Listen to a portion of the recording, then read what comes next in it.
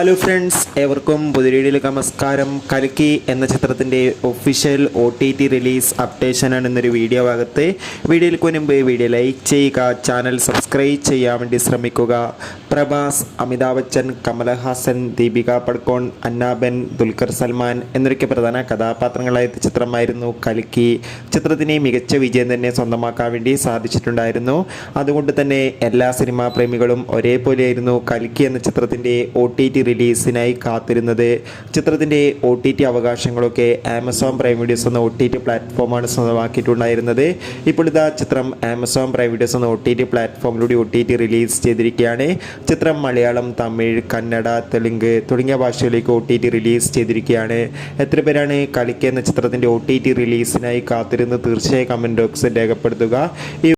August, September മാസം ധാരാളം ചിത്രങ്ങൾ OTT റിലീസ് ചെയ്യുന്നു. ചാനൽ പരിശോധിച്ചാൽ നിങ്ങൾക്ക് കാണാം. Bye bye.